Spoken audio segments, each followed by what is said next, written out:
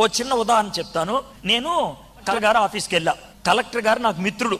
వెళ్ళంగానే కూర్చోపెట్టాడు. ఎరా బాబు ఎడ్వర్డ్ బాగున్నావా? ఎందుకంటే మీ ఇద్దరం ఫ్రెండ్స్ కదా, మీ ఇద్దరం మాట్లాడుకుంటున్నాం.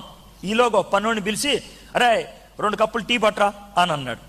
మేమిద్దరం టీ తాగేసాం. నేను కలెక్టర్ ఆఫీస్కి వెళ్ళినప్పుడు ఇద్దరిని కలిసా. ఎవరెవరినంటే కలెక్టర్ గారిని కలిసా, రెండోది టీ ఇచ్చేవాడిని కలిసా. ఇద్దరు కూడా కలెక్టర్ ఆఫీస్లో పనిచేసేవాళ్లే. అయితే నా ప్రశ్న ఏంటంటే, వీడు నా మిత్రుడు కలెక్టర్ ఎందుకు అయ్యాడు? ఆడి టీ అందించేవాడుగా ఎందుకున్నాడు చెప్పండి? ఈడు ఎందుకు కలెక్టర్ అయ్యాడంటే, ఈడు బాగా పరీక్షలు రాసి పైకి వెళ్ళాడు, అందుకే వాడు కలెక్టర్ అయ్యాడు. ఆడి టీ అందించేవాడు ఎందుకు అయ్యాడు? ఆడి పరీక్షలు రాయలేదు, లేకపోతే ఫెయిల్ అయ్యాడు, అందుకనే టీ అందించేవాడు అయ్యాడు. అవునా కదా? మనము ఆత్మీయ జీవితంలో కలెక్టర్లు అవ్వాలంటే పరీక్షలు రాయాలా లేదా? పరీక్షలు అంటే ఏంటి? శ్రమలా కాదా?